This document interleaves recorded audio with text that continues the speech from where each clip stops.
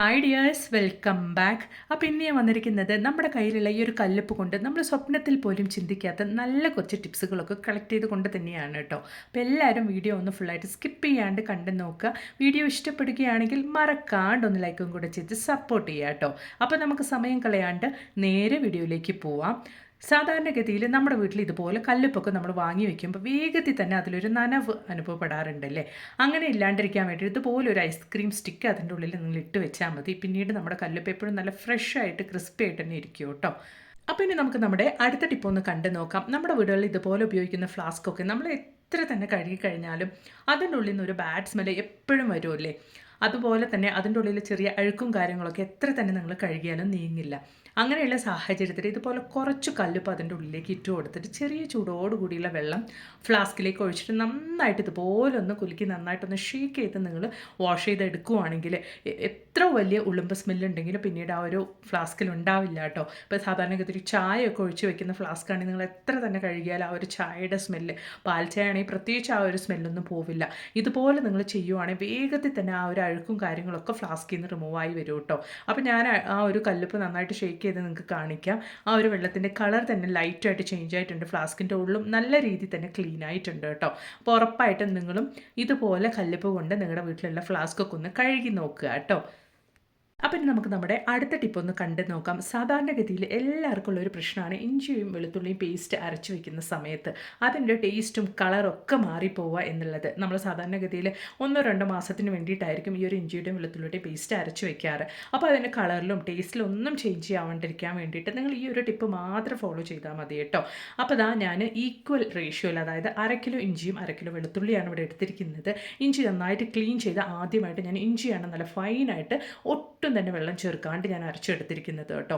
ഇഞ്ചി നന്നായിട്ട് കഴുകി നമ്മൾ സ്ട്രെയിൻ ചെയ്ത് വെക്കണം, ഫിൽറ്റർ ചെയ്ത് വെക്കണം. അപ്പോഴാണ് നമുക്ക് ഒട്ടും വെള്ളമില്ലാണ്ട് ഇതുപോലെ അരച്ചെടുക്കാൻ പറ്റുള്ളൂ. അപ്പോൾ ഞാൻ ആ ഒരു ഇഞ്ചി അരച്ചത് ഒട്ടും തന്നെ വെള്ളമില്ലാത്ത ഇതുപോലെ ഒരു സ്റ്റീൽ കണ്ടെയ്നറിലേക്കാണ് ഞാൻ മാറ്റി വെക്കുന്നത് കേട്ടോ. അപ്പോൾ നമ്മൾ ഇതുപോലൊക്കെ എടുത്ത് വെക്കുന്ന സമയത്ത് സ്റ്റീൽ പാത്രങ്ങളിൽ തന്നെ സ്റ്റോർ ചെയ്യാൻ വേണ്ടിയിട്ട് നോക്കുക. അപ്പോൾ ഇനി അതുപോലെ തന്നെ 1/2 കിലോ വെളുത്തുള്ളി കൂടെ ഞാൻ എടുത്തിട്ടുണ്ട്. അതും ഞാൻ ഇതുപോലെ തൊളി കളഞ്ഞ് കഴുകി വൃത്തിയാക്കി എടുത്തിട്ടുണ്ട്. അതും നമുക്ക് ഒട്ടും തന്നെ വെള്ളമൊന്നും ഇല്ലാണ്ട് കൊണ്ട് നല്ല ഫൈനായിട്ട് നല്ല ഫൈൻ പേസ്റ്റായിട്ട് തന്നെ നമുക്ക് അരച്ചെടുക്കാം. അപ്പോൾ ആ വെളുത്തുള്ളിയും ഞാൻ നല്ല രീതിയിൽ അരച്ചെടുത്തിട്ടുണ്ട്. അതും നമുക്ക് ഓൾറെഡി നമ്മൾ ഇഞ്ചിയുടെ പേസ്റ്റ് ഇട്ട ആ ഒരു ബൗളിലേക്ക് തന്നെ മാറ്റിയിടാം. സാധാരണഗതിയിൽ നമ്മൾ ഇതുപോലെ ഒരുപാട് ദിവസത്തേക്ക് സ്റ്റോർ ചെയ്യുന്ന വസ്തുക്കളൊക്കെ പ്ലാസ്റ്റിക് പാത്രത്തിലൊന്നും നിങ്ങൾ സ്റ്റോർ ചെയ്യാണ്ടിരിക്കുകയായിരിക്കും ഏറ്റവും നല്ലത്. അങ്ങനെ നിങ്ങൾ പ്ലാസ്റ്റിക് പാത്രത്തിലൊക്കെ സ്റ്റോർ ചെയ്ത് കഴിഞ്ഞാൽ അതിൻ്റെ ടേസ്റ്റിൽ തന്നെ പിന്നീട് നമുക്ക് വ്യത്യാസം വരാൻ വേണ്ടിയിട്ട് തുടങ്ങും. നിങ്ങൾ ഫ്രിഡ്ജിൽ സ്റ്റോർ ചെയ്താലും അതിൻ്റെ ടേസ്റ്റിലും കളറിലൊക്കെ വ്യത്യാസം വരും. ഇതുപോലുള്ള സ്റ്റീൽ കണ്ടെയ്നേഴ്സിലൊക്കെ നിങ്ങൾ സ്റ്റോർ ചെയ്ത് വെക്കുകയാണെങ്കിൽ നമുക്ക് ആ ഒരു പ്രശ്നമൊന്നും ഉണ്ടാവില്ല കേട്ടോ. അപ്പം ഞാൻ വെളുത്തുള്ളിയും അതുപോലെ തന്നെ ഇഞ്ചിയുടെ പേസ്റ്റൊക്കെ നല്ല രീതിയിൽ ഇതുപോലെ ഒന്ന് മിക്സ് ചെയ്ത് കൊടുക്കുന്നുണ്ട്. ഈ ഒരു സമയത്ത് നമുക്ക് നമ്മുടെ ഇഞ്ചിയുടെയും വെളുത്തുള്ളിയുടെയും പേസ്റ്റ് ആ ഒരു ടേസ്റ്റിലും അതുപോലെ തന്നെ കളറിലൊന്നും വ്യത്യാസം വരാണ്ടിരിക്കാൻ വേണ്ടിയിട്ട് ഞാൻ ഈ ഒരു ക്വാണ്ടിറ്റിക്ക് ഞാൻ 1.5 ടീസ്പൂൺ അളവിലേക്കാണ് ഉപ്പ് ചേർത്ത് കൊടുക്കുന്നത് കേട്ടോ. ആ ഒരു ഉപ്പ് ചേർത്തിട്ട് നല്ല രീതിയിൽ നിങ്ങളൊന്ന് മിക്സ് ചെയ്ത് കൊടുക്കുക. എത്ര മാസക്കണക്കിന് വേണമെങ്കിലും നിങ്ങൾക്ക് ഈ ഒരു ഇഞ്ചിയുടെയും വെളുത്തുള്ളിയുടെയും പേസ്റ്റ് അതിൻ്റെ ടേസ്റ്റിലോ കളറിലോ ഒന്നും വ്യത്യാസം വരില്ല. ഇത് ഞാൻ ഫ്രീസർ ചെയ്താണ് വെക്കാൻ വേണ്ടിയിട്ട് പോകുന്നത്. ആവശ്യത്തിന് അനുസരിച്ച് ഞാനെടുത്ത് ഉപയോഗിക്കും. ഈ ഒരു ക്വാണ്ടിറ്റി എനിക്ക് 2-3 മാസത്തോളം എനിക്ക് ഉപയോഗിക്കാൻ വേണ്ടിയിട്ട് പറ്റും കേട്ടോ. അപ്പോൾ ഉറപ്പായിട്ടും നിങ്ങളും ഇതുപോലൊന്ന് തയ്യാറാക്കി നോക്കുക. നിങ്ങൾ സ്റ്റോർ ചെയ്യുന്ന സമയത്ത് സ്റ്റീൽ പാത്രത്തിൽ തന്നെ സ്റ്റോർ ചെയ്യാൻ വേണ്ടിയിട്ട് നോക്കുക കേട്ടോ. അപ്പോൾ ഉറപ്പായിട്ടും ഈ ഒരു ടിപ്പ് നിങ്ങൾ ട്രൈ ചെയ്ത് നോക്കുക. ഇഷ്ടപ്പെടുകയാണെങ്കിൽ മറക്കാണ്ടൊന്ന് ലൈക്കും കൂടെ ചെയ്യുക കേട്ടോ. അപ്പോൾ ഇനി നമുക്ക് നമ്മുടെ അടുത്ത ടിപ്പ് ഒന്ന് കണ്ടു നോക്കാം. അതിന് വേണ്ടിയിട്ട് ഞാനിതാ ഇതുപോലൊരു ടിഷ്യൂ പേപ്പർ എടുത്ത് അത് ഇതുപോലെ ചെറിയ 2 കഷ്ണങ്ങളാക്കി എടുത്തിട്ടുണ്ട്. അതിലേക്ക് ഞാൻ കുറച്ച് കല്ലുപ്പ് ഇട്ട് കൊടുത്ത് ഇതുപോലൊന്ന് ഫോൾഡ് ചെയ്ത് എടുക്കുന്നുണ്ട് കേട്ടോ. സെക്യൂറായിട്ട് ആ ഒരു കല്ലുപ്പ് പുറത്ത് പോവാത്ത രീതിക്കൊന്ന് സെക്യൂർ ചെയ്ത് എടുക്കുന്നുണ്ട്. അതിനുശേഷം നമ്മളിത് എന്തിനു വേണ്ടിയിട്ടാണ് ഉപയോഗിക്കുന്നത് എന്നുള്ളതൊന്ന് കണ്ടു നോക്കാം. ഇപ്പോൾ നല്ല വെയിലുള്ള സമയമൊക്കെയാണ്. അതുപോലെ തന്നെ കാലുകളൊക്കെ ആണെങ്കിലും നമ്മൾ ഉപയോഗിക്കുന്ന ഷൂ ഒക്കെ ആണെങ്കിൽ നന്നായിട്ട് സ്വെറ്റായിട്ട് ആ ഒരു ഷൂവിൽ നിന്നൊക്കെ എപ്പോഴും ബാഡ് സ്മെല്ലൊക്കെ വരുമല്ലേ. അപ്പോൾ അങ്ങനെയുള്ള സാഹചര്യത്തിൽ നമുക്ക് എപ്പോഴും അത് കഴുകിയെടുക്കുക എന്നുള്ളത് ബുദ്ധിമുട്ടുള്ള കാര്യമാണ്, നമ്മൾ ഉപയോഗിക്കുന്ന ഷൂവും കാര്യങ്ങളൊക്കെ. അപ്പോൾ ഇതുപോലെ നിങ്ങൾ കല്ലുപ്പ് ഇതുപോലെ ഒന്ന് കെട്ടി വെച്ചിട്ട് ഷൂവിൻ്റെ ഉള്ളിലേക്കായിട്ട് ഇട്ട് കൊടുക്കുകയാണെങ്കിൽ രാവിലെ നോക്കുമ്പോൾ ആ ഒരു ബാഡ് സ്മെല്ലും കാര്യങ്ങളൊക്കെ പോയിട്ടുണ്ടാവും കേട്ടോ. ഉറപ്പായിട്ടും നിങ്ങളും ഈ ഒരു ടിപ്പ് ഒന്ന് ട്രൈ ചെയ്ത് നോക്കുക. അപ്പോൾ ഇനി നമുക്ക് നമ്മുടെ അടുത്ത ടിപ്പ് ഒന്ന് കണ്ട് നോക്കാം. അതിന് വേണ്ടിയിട്ട് ഞാൻ ടിഷ്യൂ പേപ്പറിലേക്ക് കുറച്ച് കല്ലുപ്പാണ് കേട്ടോ ഇട്ട് കൊടുക്കുന്നത്. കല്ലുപ്പ് ഇട്ട് കൊടുത്തതിന് ശേഷം അതിൻ്റെ വെള്ളേക്കായിട്ട് നമുക്ക് കുറച്ച് കംഫർട്ട് ഒഴിച്ച് കൊടുക്കാം. നമ്മൾ റെഡിയാക്കുന്ന ഈ ഒരു ടിഷ്യൂ പേപ്പർ നമ്മൾ ഇതുപോലെ റെഡിയാക്കുന്നതുകൊണ്ട് തന്നെ നമുക്കിത് നല്ലൊരു റൂം ഫ്രഷറായിട്ട് ഉപയോഗിക്കാം, അല്ലെങ്കിൽ നല്ലൊരു ബാത്റൂം ഫ്രഷറായിട്ട് നമുക്കിത് ഉപയോഗിക്കാം.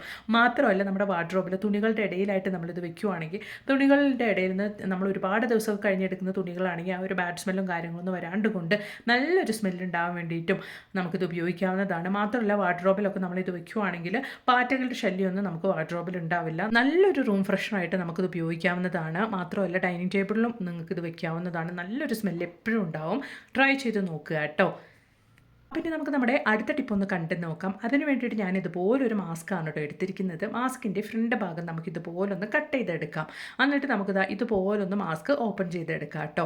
അതിനുശേഷം നമുക്ക് ഒരു കൈപ്പിടി അളവിലേക്ക് ഇതുപോലെ കുറച്ച് കല്ലുപ്പ് ഈ ഒരു മാസ്കിൻ്റെ ഉള്ളിലേക്കായിട്ട് നമുക്ക് ഇട്ട് കൊടുക്കാം കേട്ടോ. അപ്പം നമ്മൾ ഈ ഒരു മാസ്ക് ഒരു കിഴി പോലെ നമ്മൾ റെഡിയാക്കി എടുക്കുവാണ്. എന്നിട്ട് നമ്മൾ ആ ഉപ്പിൻ്റെ കൂട്ടത്തിൽ ഒരു ബേ ലീഫും കൂടെ ഇട്ട് കൊടുക്കുന്നുണ്ട്. എന്നിട്ട് നമുക്ക് ആ ഒരു ഉപ്പും അതുപോലെ തന്നെ ബേ ലീഫ് ഒന്നും പുറത്തേക്ക് വരാത്ത രീതിക്ക് നല്ല രീതിയിൽ ആ മാസ്ക് ഒന്ന് സെക്യൂർ ചെയ്ത് ഇതുപോലെ ഒന്ന് കെട്ടിയെടുക്കുക കേട്ടോ. അതിന് ശേഷം നമ്മൾ ഇത് എന്തിനു വേണ്ടിയിട്ടാണ് ഉപയോഗിക്കാൻ പോകുന്നത് എന്നുള്ളതും കൂടെ നമുക്കൊന്ന് കണ്ടു നോക്കാം. നമ്മൾ നമ്മുടെ വീട്ടിലുള്ള വാഷിംഗ് മെഷീൻ്റെ ഉള്ളിലേക്കായിട്ടാണ് കേട്ടോ ഈ ഒരു കിഴി ഇട്ട് കൊടുക്കാൻ വേണ്ടിയിട്ട് പോകുന്നത്. നമ്മൾ 2 ദിവസത്തിലൊരിക്കലൊക്കെ ആയിരിക്കും ഈ ഒരു വാഷിംഗ് മെഷീൻ ഓപ്പൺ ചെയ്ത് ഉപയോഗിക്കാറ്. അപ്പോൾ നമ്മൾ ആ ഉപയോഗിക്കുന്ന സമയത്ത് ആ ഒരു ബാഡ് സ്മെല്ലും കാര്യങ്ങളൊന്നും വരാണ്ടിരിക്കാൻ വേണ്ടിയിട്ട് നമ്മൾ അലക്കുമ്പോൾ ആ ഒരു തുണിയിലും ആ ഒരു ബാഡ് സ്മെല്ല് ആവാണ്ടിരിക്കാൻ വേണ്ടിയിട്ട് നമ്മൾ എപ്പോഴും ഇതുപോലൊരു കിഴി വാഷിംഗ് മെഷീനിൽ വെക്കുകയാണെങ്കിൽ നമുക്ക് ആ ഒരു ബാഡ് സ്മെല്ലും കാര്യങ്ങളൊന്നും ഉണ്ടാവില്ല. ട്രൈ ചെയ്ത് നോക്കുക കേട്ടോ. അപ്പോൾ ഇനി നമുക്ക് നമ്മുടെ അടുത്ത ടിപ്പ് ഒന്ന് കണ്ടു നോക്കാം. അതിന് വേണ്ടിയിട്ട് ഞാനൊരു വിളക്ക് എടുത്തിട്ടുണ്ട്, ഒരു ചിരാത് എടുത്തിട്ടുണ്ട്. ആ ചിരാതിലേക്ക് ഞാൻ കുറച്ച് കല്ലുപ്പ് ഇതുപോലൊന്ന് ഇട്ട് കൊടുത്തിട്ടുണ്ട്. അതിനുശേഷം അതിൻ്റെ നടുവിലേക്കായിട്ട് ഞാൻ ചെറിയ കർപ്പൂരമാണ് കേട്ടോ ഇട്ട് കൊടുത്തിരിക്കുന്നത്. എന്നിട്ട് നമുക്ക് ആ ഒരു കർപ്പൂരം കത്തിച്ചെടുക്കാം. ആ ഒരു കല്ലുപ്പിൻ്റെ ഇടയിൽ കിടന്ന ആ ഒരു കർപ്പൂരം കത്തുമ്പോൾ നല്ലൊരു പോസിറ്റിവിറ്റിയാണ് കേട്ടോ വൈകുന്നേര സമയത്ത് നമ്മൾ ഇതുപോലെ ചെയ്യുന്നത്. മാത്രമല്ല അതിൽ നിന്നും വരുന്ന ആ ഒരു സ്മെല്ല് മൂലം നമ്മുടെ വീട്ടിൽ കൊതുകിൻ്റെ ശല്യം ഉണ്ടാവില്ല, പാറ്റകളുടെ ശല്യം ഉണ്ടാവില്ല.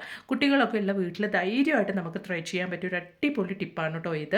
കടയിൽ നിന്നും കണ്ട കെമിക്കൽസൊക്കെ കൊതുകിനെ തുരത്താൻ വേണ്ടി വാങ്ങിക്കുന്നതിനേക്കാൾ കൂടുതൽ നല്ലത് നിങ്ങൾ വീട്ടിൽ ഇതുപോലെ തയ്യാറാക്കി ട്രൈ ചെയ്യുന്നതാണ്.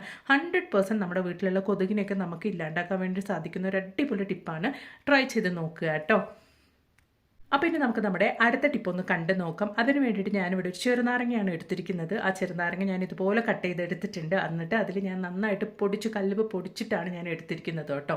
എന്നിട്ട് ഞാൻ ഇതുപോലെ നമ്മുടെ കൈകളിലേക്കാണ് സ്ക്രബ് ചെയ്ത് കൊടുക്കാൻ വേണ്ടിയിട്ട് പോകുന്നത്.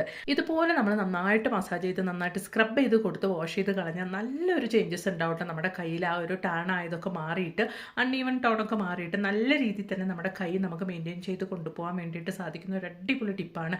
നമ്മളെപ്പോഴും പാത്രം കഴുകി അതുപോലെ തന്നെ തുണി അലക്കി അങ്ങനെ ഒരുപാട് പണികൾ ചെയ്യുന്നതുകൊണ്ട് തന്നെ നമ്മുടെ കൈകളിൽ എപ്പോഴും അൺഈവൻ ടോൺ ഉണ്ടാവാറുണ്ടല്ലേ. ആ ഒരു കളറൊക്കെ 2 സ്ഥലത്തായിട്ട് നമുക്ക് ഓരോ മാതിരിയായിരിക്കും നമ്മുടെ കയ്യിലെ കളർ ഉണ്ടാവുക. അങ്ങനെ ഇല്ലാണ്ടിരിക്കാൻ വേണ്ടിയിട്ട് ഇതുപോലെ നിങ്ങൾ വീക്ക്ലി ട്വൈസ് ഒക്കെ ചെയ്യുവാണെങ്കിൽ നമുക്ക് ആ ഒരു പ്രശ്നം ഉണ്ടാവില്ല. ഉറപ്പായിട്ട് നിങ്ങളൊന്ന് ട്രൈ ചെയ്ത് നോക്കുക കേട്ടോ.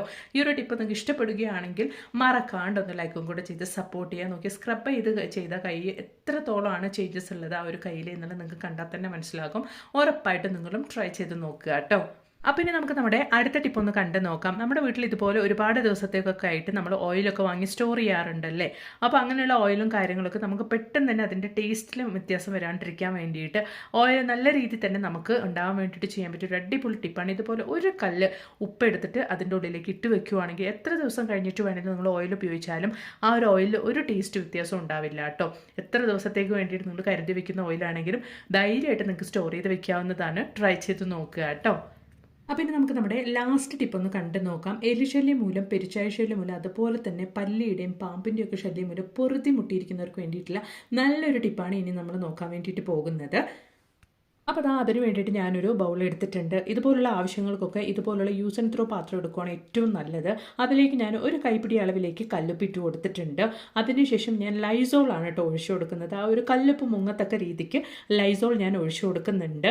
അതിനുശേഷം നമ്മൾ അതിലേക്ക് എന്താ ചെയ്യുന്നത് എന്നുള്ളത് കണ്ടു നോക്കാം. ഇതുപോലെ ആ ഒരു കല്ലുപ്പ് മുങ്ങത്തക്ക രീതിക്ക് വേണം നമ്മൾ ലൈസോൾ ഇട്ട് കൊടുക്കാൻ വേണ്ടിയിട്ട്. അതിനുശേഷം വെളുത്തുള്ളിയാണ് കേട്ടോ, ഞാൻ ഒരു 4 പല്ല് വെളുത്തുള്ളി നന്നായിട്ട് ചതച്ചിട്ട് അതും കൂടെ ഈ ഒരു സൊല്യൂഷനിലേക്ക് ഇട്ട് കൊടുക്കുന്നുണ്ട്. അതിനുശേഷം നമുക്ക് നന്നായിട്ടൊന്ന് മിക്സ് ചെയ്ത് കൊടുക്കുക കേട്ടോ. മിക്സ് ചെയ്ത് നമുക്ക് ഈ ഒരു സൊല്യൂഷൻ ഓവർ നൈറ്റ് ഒന്ന് റെസ്റ്റ് ചെയ്യാൻ വേണ്ടിയിട്ട് വെക്കണം. അപ്പോഴാണ് നമുക്ക് നല്ല രീതിയിൽ ആ ഒരു റിസൾട്ട് കിട്ടുള്ളൂ. അപ്പോൾ നമുക്കിത് ക്ലോസ് ചെയ്തിട്ട് ഓവർ നൈറ്റ് ഒന്ന് റെസ്റ്റ് ചെയ്യാൻ വേണ്ടിയിട്ട് വെച്ച് കൊടുക്കാം. ഈ ഒരൊറ്റ സൊല്യൂഷൻ മതി കേട്ടോ നമ്മുടെ വീട്ടിലുള്ള എലി, പല്ലി, പാറ്റകൾ മാത്രമല്ല പെരുച്ചാഴി, പാമ്പ് എന്നിവയുടെ ശല്യമൊക്കെ എന്നേക്കുമായിട്ട് തന്നെ നമുക്ക് ഇല്ലാണ്ടാക്കാൻ വേണ്ടിയിട്ട് സാധിക്കും. അപ്പോൾ അടുത്ത ദിവസം ഞാൻ ഓപ്പൺ ചെയ്തിട്ട് ഇതുപോലെ നന്നായിട്ടൊന്ന് മിക്സ് ചെയ്ത് കൊടുത്തതിന് ശേഷം ഒരു 1/2 ഗ്ലാസ് ചെറിയ ചൂടോടുകൂടിയുള്ള വെള്ളം ഞാൻ ഒഴിച്ചു കൊടുത്തിട്ടുണ്ട്. എന്നിട്ട് നമുക്ക് ഇതുപോലെ നന്നായിട്ടൊന്ന് മിക്സ് ചെയ്തിട്ട് നന്നായിട്ടൊന്ന് ഫിൽറ്റർ ചെയ്തെടുക്കാം. എന്നിട്ടൊരു സ്പ്രേ ബോട്ടിലിനകത്തോട്ടേക്ക് ആക്കിയിട്ടാണ് നമ്മൾ ഈ ഒരു സൊല്യൂഷൻ ഉപയോഗിക്കാൻ വേണ്ടിയിട്ട് പോകുന്നത് കേട്ടോ.